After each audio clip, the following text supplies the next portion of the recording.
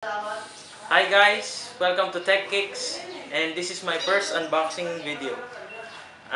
Ngayon, in-order ko to sa Amazon.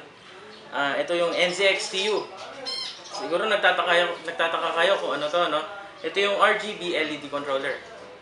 Okay, explain ko yan after ng intro video.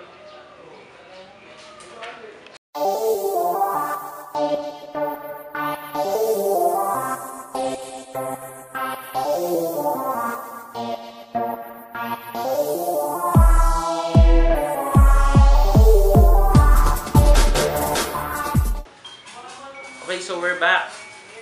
I-unbox na natin yung yung ating NZXTU. First off, i-remind ko lang kayo, no? Kasi hindi naman ako professional. Ano lang, tamang point of view lang. Simple na enthusiast lang din ako. Okay, so let's proceed. Ito yung NZXTU, ito yung front niya. Ayan, kita nyo, ito yung parang steel mesh to. Na plastic din. Tapos, kita nyo, yung controller niya is made up of 3 dials, no? Ito yung red. Ito yung nagko-control din ng brightness. Itong green, ito yung power. Tapos yung blue, ito yung modes. Actually, marami siyang modes, sa likod. Makikita nyo, meron siyang 5 modes. Ito, normal, fading, flashing, color fading, and color flashing. Siguro yung normal, ito yung yung solid color lang, no? Tapos yung fading, malamang fading yun. Tapos flashing, siguro ito yung parang nagpo-pulsate yung color, no? Color fading, siguro ito yung nag-i-switch siya habang nag-i-switch siya iba't ibang kulay.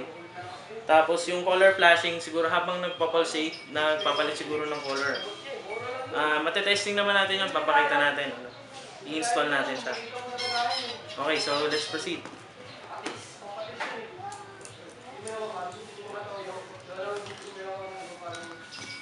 In-order namin to sa Amazon eh. Siguro mga January namin in-order. Pero mabilis din yung naging process. Napadala naman na maayos. Okay naman yung packaging niya.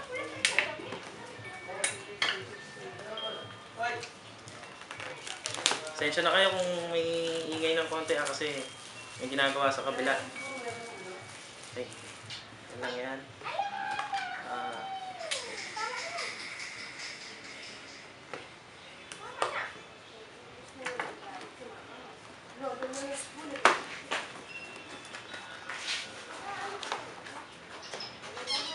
Okay.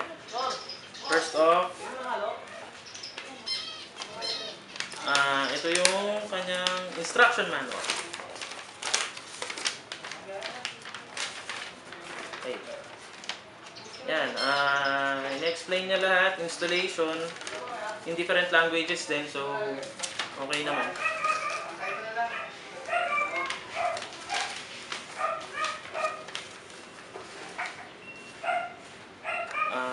Second, yung ating LEDs.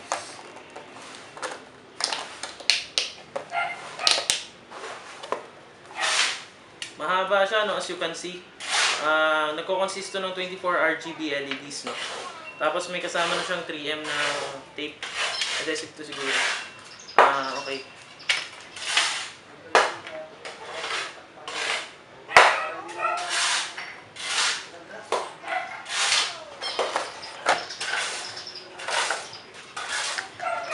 Tapos, ito yung pinaka mesh niya. Wala na ba dito? May natanggal. Okay. Ito yung steel mesh na. Mukha namang okay. Ang ganda ng finish niya, no. Ito yung steel mesh. Plastic yung nandito sa gilid. Tapos, ito yung may PCB siya dito. Ito yung nagko-control. Maganda to, no, sa mga major na cases. Okay siya. Pagka sa mga major cases naman siguro kahit full tower kaya to kasi ang haba nung niya ng LEDs niya. Tanggalin natin. Titignan natin yung kanyang power. Tingnan natin kung gaano kahaba.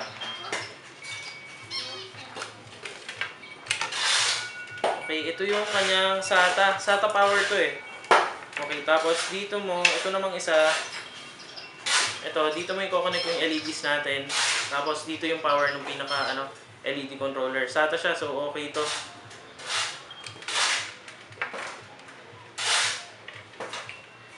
Siguro para sa mga modders natin, maganda yung ganito. Pwede rin nilang gawa ng paraan siguro to na no? Tanggalin yung pinaka mesh nito. Tapos kunin lang yung pinaka PCB, tapos itatago na lang nila. Marami namang mga galing na modders dyan. Binabati ko nga pala si Sir Paul Tan. Idol ko yan. Tapos yeah, yun lang naman. So, para mag-change, ipe-press na natin siya. Ito. Yan. Ito yung brightness, ito yung power, ito yung para sa mode. Yan, iikot mo lang siya para makontrol. Ganyan lang. Simple as that. Tapos ano pa bang kasama? Meron siyang screw. 4 screws. Yun lang naman. Okay, so itatry na natin siyang install. So, stick around. Thanks. Hi guys, we're back. Ito na yung ating NZXT-U. Naka-install na siya. Bali, ang case ko yung yung full tower na NZXT Phantom. Tapos, right now yung kulay niya para siyang yellow-orange eh. Parang ganun. Okay, we'll try muna yung brightness level niya. Meron siyang 5 levels. Ito ata yung pinaka-bright. Ay, hindi. Ayan. Bali, ito yung bright. Ayan, ito yung pinaka-mahina. 1, 2, 3, 4, 5. Ayan, ito yung pinaka-mataas. Tapos, next is yung different modes. Try na muna natin bago natin try yung different colors. Bali, ito yung solid color or yung normal. Ayan, ito yung pulsating.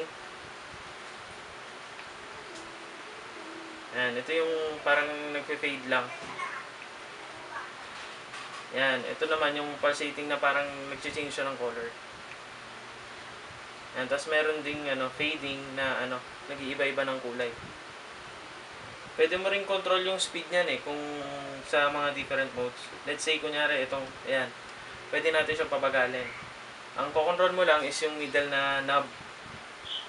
Ayan, dial it down lang. Ayan, para bumagal. Gusto mo na mabilis, pwede rin. Okay, let's see. Balik natin siya sa normal. Ayan, ito yung solid color. Try natin yung mga iba't ibang kulay, Ayan, medyo nagiging intense pa yung pagkaka-orange na, Okay, try pa natin yung ibang colors. Ito, green. Yung blue. Ayan, combination ng blue. Ito yung white. Ewan ko lang kung anong pinipick up ng color ng camera, Kasi minsan sa camera parang kulay blue eh, parang bluish yung pagkaka-white niya. Pero actually yung white nito talagang white na white, bright na bright siya, ang ganda. I-dial natin pababa yung lahat ng Ito parang violet na, purple. Ayan, pink hot pink na yan. Maraming infinite combinations to since RGB siya. Tingnan natin kung ma-off natin siya kapag in-off natin. Ayan, completely off na siya pagka naka-dial siya lahat. Tapos, about dun sa LED strip, enough siya para sa full tower na to. Actually, sobra pa nga siya. Kailangan ko pang ipasok dun sa kabilang side. Dito sa front para para maayos ko lang yung pwesto. Siguro ang masasaang comment ko lang yung adhesive niya na para sa strips. Siguro kung may ibang way kayo para maidikit, mas maganda. Kasi hindi siya ganun kadikit eh. Pero pwede na rin. Yun kung optional naman sa inyo yun. Meron akong nakita parang nilagyan nila ng zip ties or parang sabi nila nagkabit din sila ng parang mga scotch tapes, ganun. Or yung parang ibang double tape, yung makakapal. Tapos, bali, ito, yung comment ko naman dito. Okay naman dito. Actually, yung sa front, wala naman siyang wala namang problema. Actually, ang ganda ng pwesto niya. Pati yung parang grills dito sa harap nakadagdag na effect siya para sa mga open yung para sa mga open yung mga optical drives nila. Ito, ang ganda ng pwesto. Actually, I like this one kasi ang ganda talaga nung ano. Para dun sa mga black yung casing, sa mga ganun, ang ganda nito. Okay, so that's all para sa ating NZXTU. Bali, don't forget to thumbs up and rate my video. Paki-like din yung aking Facebook page, pati yung aking website. Ilalagay ko yan sa description below. Okay, thanks guys!